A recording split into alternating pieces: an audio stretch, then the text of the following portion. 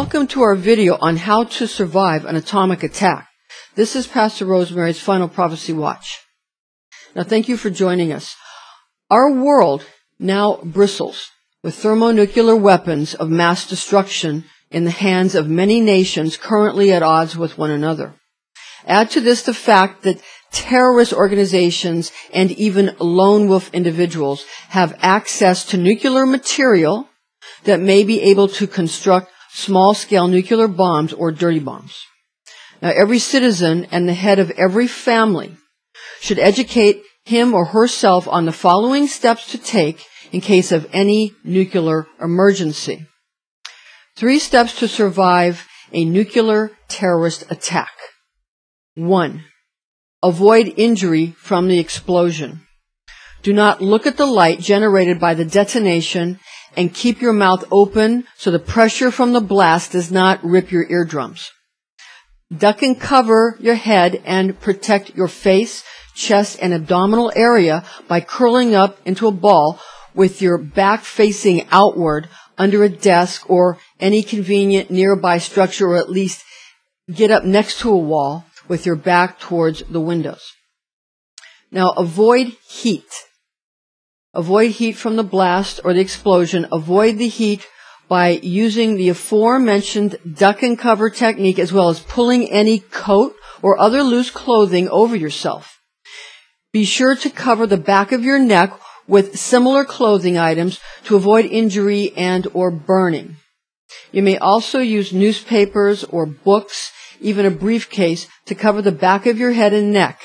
Stay covered until the danger is over. Now, you also need to avoid radiation. To avoid radiation from the explosion or blast, you should stay indoors and wait for the attack to pass if you are more than 10 miles from ground zero, the epicenter of the explosion.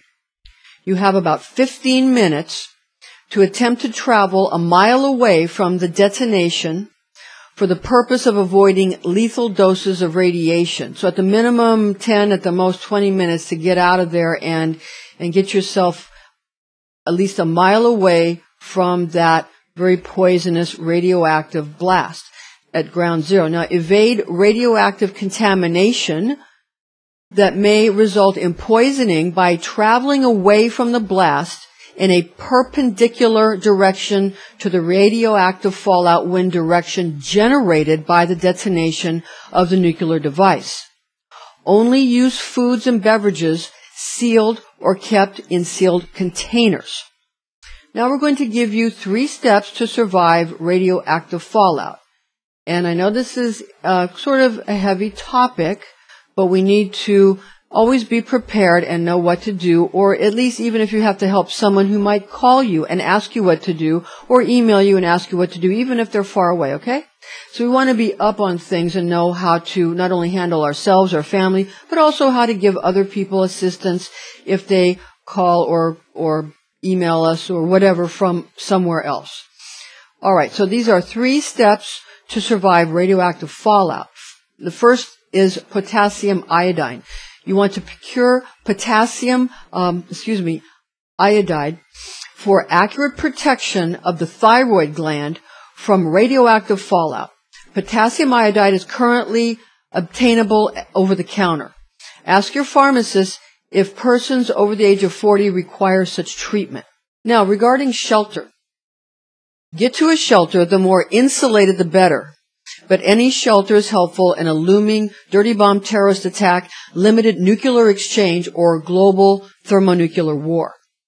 Beware air conditioners, heating systems, windows and doors allowing radioactive fallout into any shelter you and your family might be using.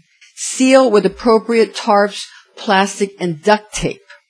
So you want to make sure that you're sealed in and that these forms of ventilation systems, air conditioners, heaters, and whatnot aren't letting in a bunch of radioactive material. You have to consider that ahead of time if you have some kind of shelter. If you're in an emergency situation, you don't have that ahead of time, then you want to seal up things or turn things off that might allow any radioactive material into your shelter. You don't want to be breathing that or getting that all over you. Now, regarding decontamination, Now beware going outside, and if you must do so, be sure to wear protective clothing and coverings for all parts of your body, as well as covering your mouth, your nose, or using appropriate gas masks. Avoid dragging radioactive dirt, dust, or particles into the shelter you have previously chosen and secured.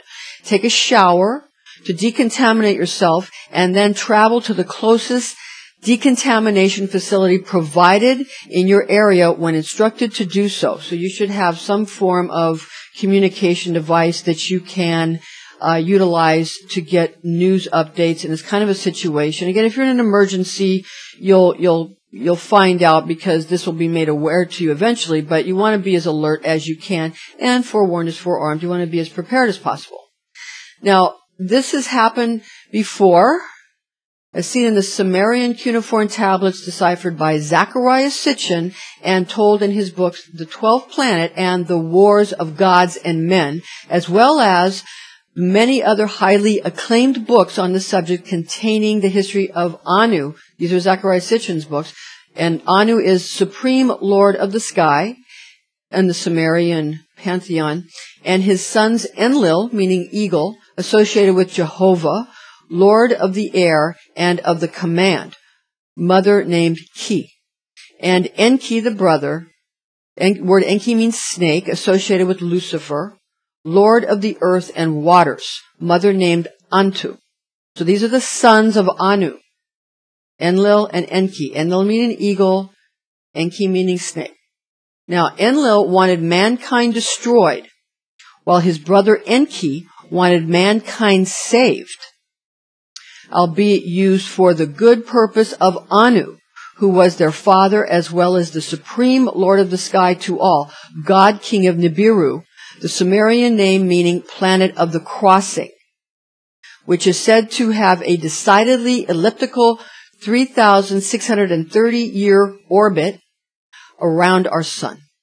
Pluto is currently heating up even as it seasonably gets farther from the sun, which gives credibility to the existence and approaching of the planet Nibiru. Might this planet of the crossing have something to do with the return of the Christian Savior, Jesus Christ, who is the Son of God? Perhaps Anu has a brother or a cousin with only one child, or at least only one son. You might want to look into that. In the Lost Book of Enki by Zechariah Sitchin, Tablet 13 gives the account of a nuclear war, which occurred more than 4,000 years ago.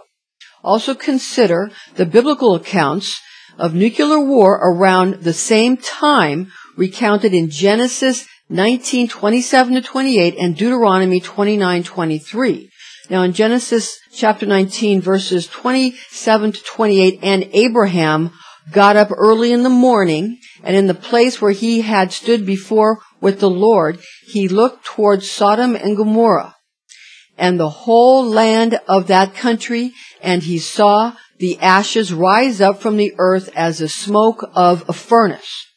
Or Deuteronomy chapter 29, verse 23, burning it with brimstone and the heat of salt, so that it cannot be sown any more, nor any green thing grow therein, after the example of the destruction of Sodom and Gomorrah, Admah and Zeboim, which the Lord destroyed in his wrath and indignation. So these are very important topics to look at. The earth has obviously gone through this before. All you have to do is look at the map and look at parts of the map where there's no vegetation, and look at how people have to dress or have had to traditionally dress to survive there, and look at cultures that have had these kinds of effects. And you're going to want to look into this because these things have happened before. So if we don't understand our history, we're doomed to repeat it. So if we want it to not occur again like this, and we want to have lands that flourish rather than lands that are wastelands and badlands, then we need to pay attention to what has happened in the past and to the possibility that Nibiru, or Nibiru, as however you want to pronounce it, the planet of the crossing, is most likely getting close again. And again, the The evidence for that is in the way Pluto is behaving. Thank you for joining us, ladies and gentlemen. I'm Pastor Rosemary. This is Pastor Rosemary's Final Prophecy Watch. We'll see you soon.